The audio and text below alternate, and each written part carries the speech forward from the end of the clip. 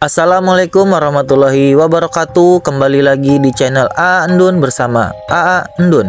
Leonardo da Vinci, nama yang begitu dikenal dalam sejarah seni rupa dunia. Bukan hanya sekedar pelukis ulung, melainkan ia adalah seorang figur dengan pengetahuan dan keahlian yang begitu luas dalam berbagai bidang. Leonardo da Vinci merupakan perwujudan idealisme manusia pada zaman Renaissance atau zaman perbaruan yang mengejar kesempurnaan dan keingintahuan tanpa batas.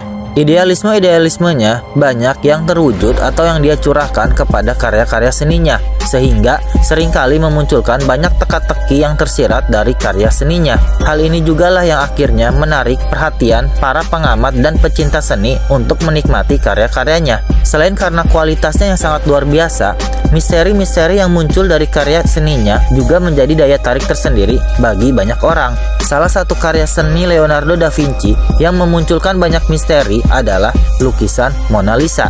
Dalam video AA Endun kali ini, AA Endun akan membahas seputar lukisan Mona Lisa dan misteri apa saja yang terdapat di dalamnya. Tapi sebelumnya, jangan lupa like, comment, subscribe dulu videonya supaya AA Endun makin semangat buat kontennya.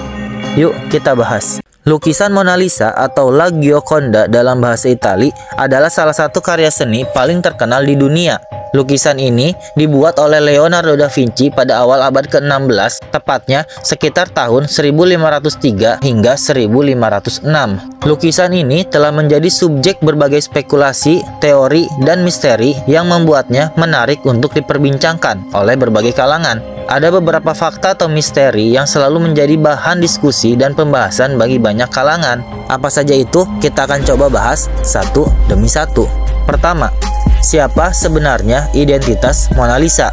Ada beberapa teori dan sumber yang mencoba mengungkap siapa sebenarnya wanita dalam lukisan tersebut. Teori yang paling banyak diterima menyatakan bahwa Mona Lisa adalah potret dari Lisa Gherardini, seorang wanita Florentin. Lisa adalah istri dari seorang pedagang sutra kaya bernama Francisco de Giocondo, sehingga nama lukisan ini juga dikenal sebagai La Gioconda.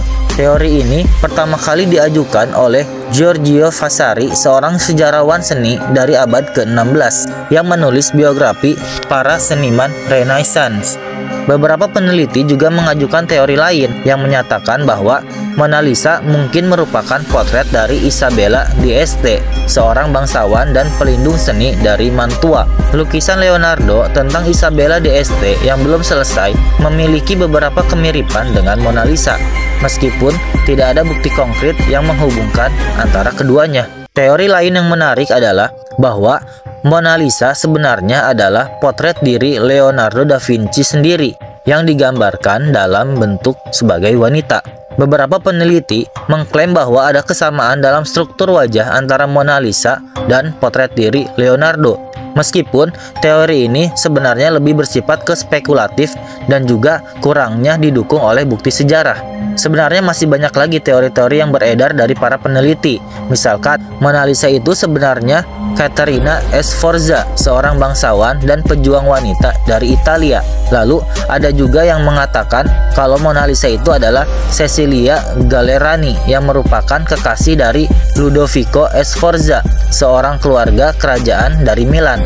Dan ada juga yang berteori Mona Lisa itu sebenarnya adalah Pacifica Brandano, kekasih dari Giuliano de Medici, seorang bangsawan dari Italia. Namun, dokumen-dokumen dari masa Renaissance dan penelitian terbaru cenderung mendukung teori bahwa Mona Lisa adalah Lisa Gherardini.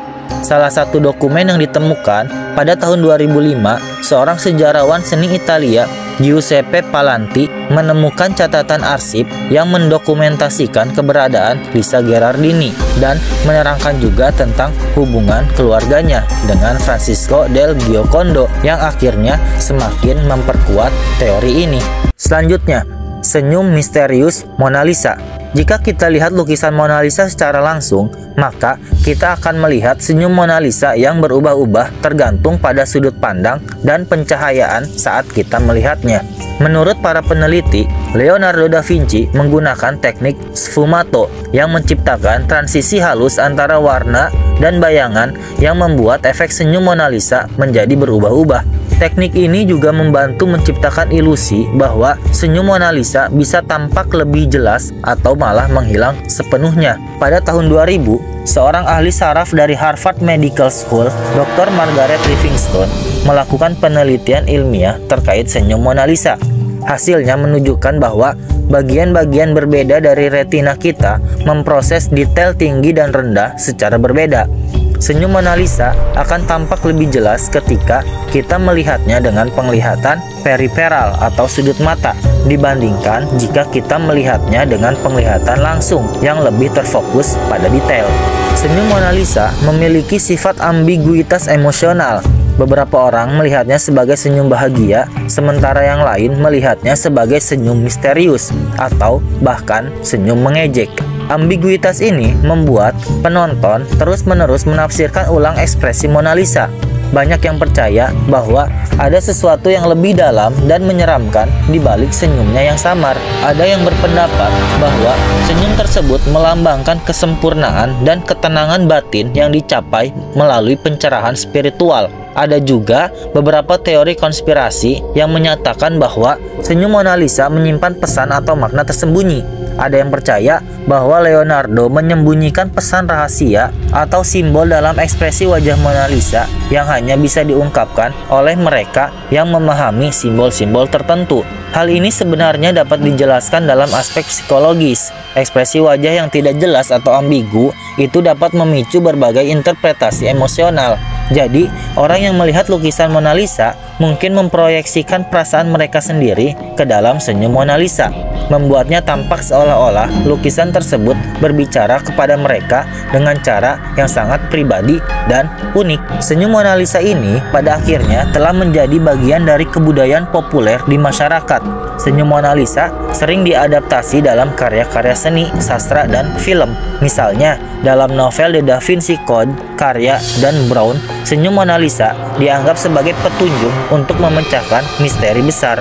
Lalu, beberapa karya fiksi lainnya, Mona Lisa digambarkan sebagai entitas jahat atau artefak yang membawa kutukan. Senyum Mona Lisa juga tidak lepas dari pengaruh legenda urban, karena selama bertahun-tahun, berbagai legenda urban telah berkembang di sekitar Mona Lisa dan senyumnya.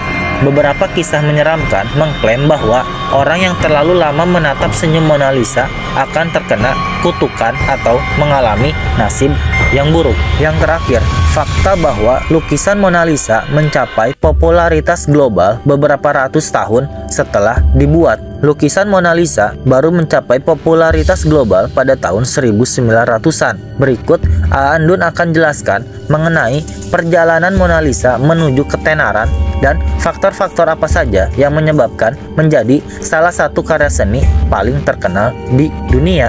Setelah diselesaikan oleh Leonardo da Vinci sekitar tahun 1503 hingga 1506, lukisan Mona Lisa segera diakui sebagai karya luar biasa di kalangan artis dan kritikus seni.